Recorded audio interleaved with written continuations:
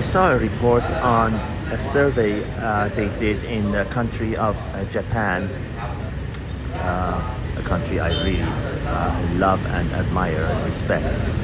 But this survey was focused on women that are having trouble finding men because they focused on their career, and you know the story, and they're in their late 30s, early 40s, and men it's hard to come by for them, and they said that they had several relationships and everything, but they were the ones who broke it up because they did not like the men for one reason or another. And then they were talking to a matchmaker who these women who had careers and money were referring to for help to find a suitable man. And the matchmaker was saying the same old story, that these women are successful, they are set in their ways, they have the freedom to do whatever they want, but they lack one of the major ingredients, which is a man to do all the things that a man can do for a woman. And they were complaining of being lonely and unhappy, and she said that the matchmaker was saying that among all the qualities that they want in a man,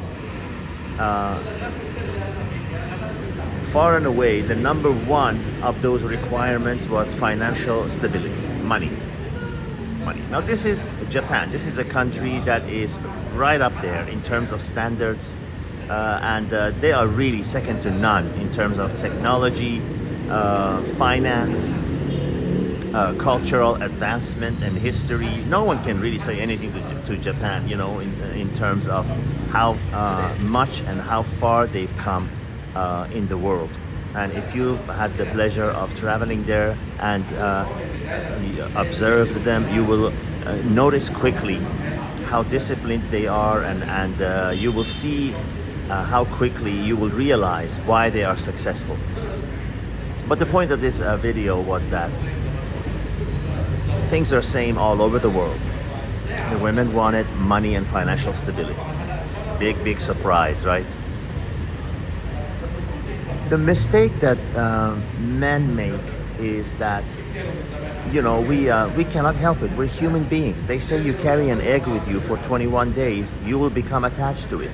How can we not become attached to a woman that we spend time with and you know, grow to like, and she also becomes like us at times, a friend, you know, a trusted person that we share our secrets to, we share our vulnerabilities and wants and needs, which is a big mistake. You should not do that ever with a woman, a romantic partner, I mean.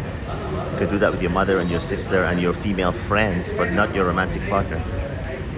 And then suddenly we are just shell-shocked and surprised and hurt at the deepest level of our soul. I've seen men who have committed suicide, lost their jobs because they couldn't focus. Oh, you know the gamut. I don't need to tell you. You've all been there, most of you, hoping to avoid the ones who haven't getting there, or at least lessen the pain when you realize the real reason behind it. So we're at that point suddenly where the woman is gone, and she's picked up with someone else and everything, and we are just hurt and angry and filled with rage and hate, which shouldn't be the emotion that we feel. It should not. If we understand the nature of women, that she was never there to be your friend and caretaker. She was there for fulfilling her own needs and wants, as mentioned 1,000 times before. I don't want to repeat. But what I'm trying to say in this video is that do not make the mistake of hating them, being mad at them, because the only person you're gonna hate, you're gonna harm by doing that is yourself. Do not go through life with those negative animosity feelings and all that. You're not gonna help anything. Just like if a woman is angry at you, if you are attracted to or turned on by a younger, more attractive woman who has a gorgeous body, and physically just irresistible, even though the wife you're with, who's holding your hand at the time you see this other woman, has been really a good, faithful, loyal wife to you. It would be just as wrong for her to get angry at you or hate you, or you know, be hurt, whatever, for you know, you looking at her and maybe have that look of lust and desire and sadness that you don't have her in your eyes, because you are acting as your nature. You are doing what was in your DNA. We cannot get away from that, just like women cannot get away by being attracted to security.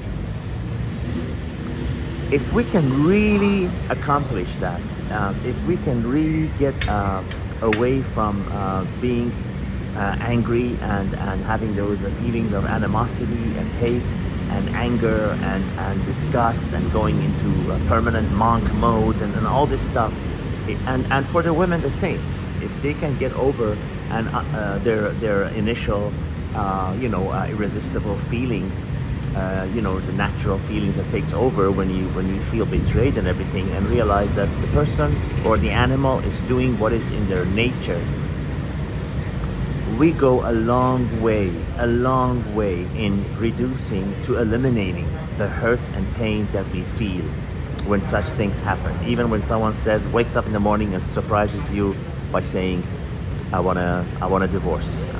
You know, there's a joke that comes to mind. A man tells his wife on Valentine's Day, hey, this is Valentine's Day.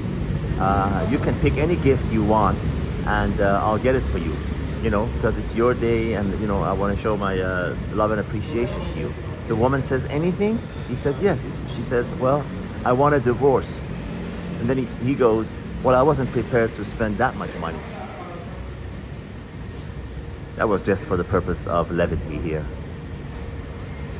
Signing out from Bangkok, Thailand.